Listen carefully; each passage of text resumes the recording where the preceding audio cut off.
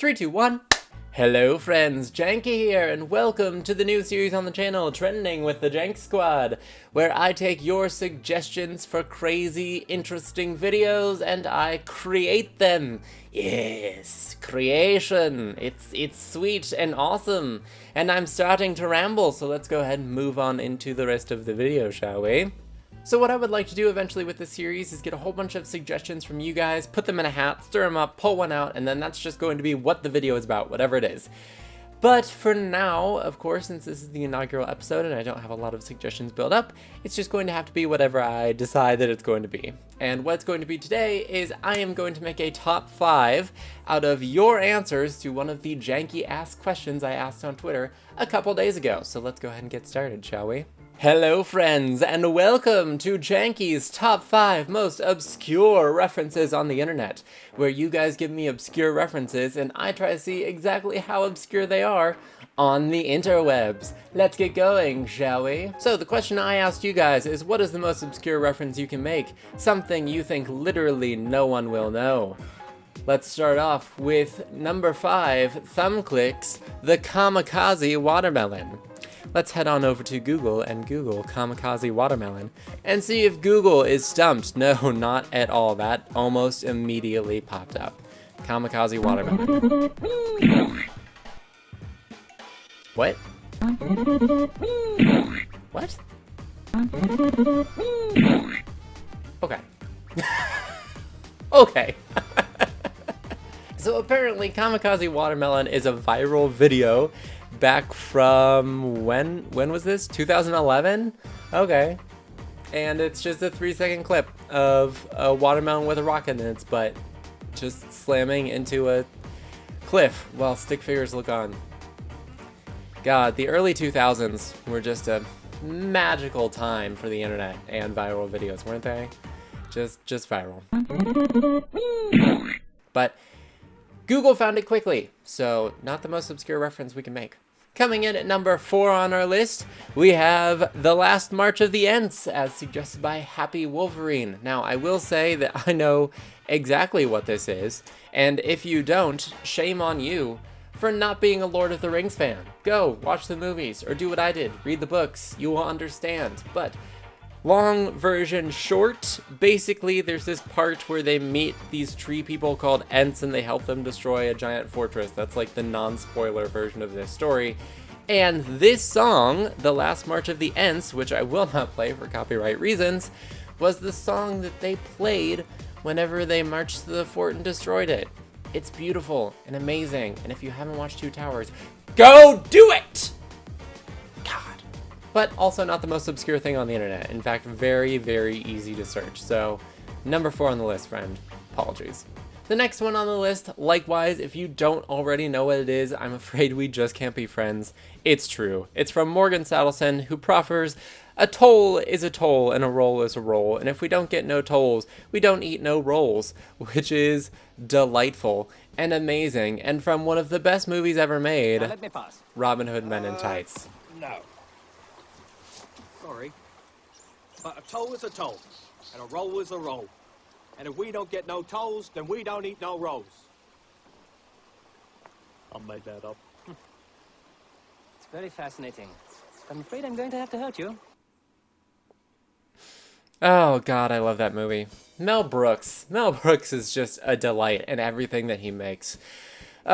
Second only to the Disney version of Robin Hood.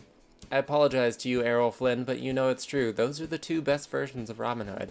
But, I'm sorry, not a very obscure reference. In fact, very easy to find. So, again, not the winner of this contest.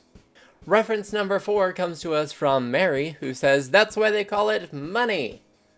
Now, I'm going to be honest, I had no idea what this was, because I've never seen this movie. But a quick Google search reveals that it's from a Danny DeVito movie called Heist. That's a shame that I haven't seen it, because Danny DeVito is great. Danny DeVito is awesome. Trash Man is the best. Also, there was that time he was Penguin. And he was Phil in Hercules. I mean, Danny DeVito is just the best. But this does not win our list either, because again, Google searched it very, very easily, which in fact Mary predicted in a later tweet which said, you should get Google. But it is what it is. Not the winner of the list, though. Coming in at number 1 on the list, don't worry, these are actually in no particular actual order, comes again from Morgul Saddleson, who says Royal Nova Scotia International Tattoo, which not only did I not know what that was, but I totally guessed what it was incorrectly, because I assumed it was a tattoo that, like, Canadian Army men get, like Marines get, the Semper Fi tattoo. That's not what it is. It actually means tattoo like a band, like a military band tattoo. And it is a show that apparently you can go see in Nova Scotia. There's a very showy version of like military bands, which sounds awesome. Have you seen it, Morgan? I'm curious because it sounds really cool. Unfortunately, it is very, very, very easy to Google. All of these are. It's so hard to trick Google, guys. But I will say, since I totally not only didn't know what it was, but guessed it completely wrong, that tops out the list.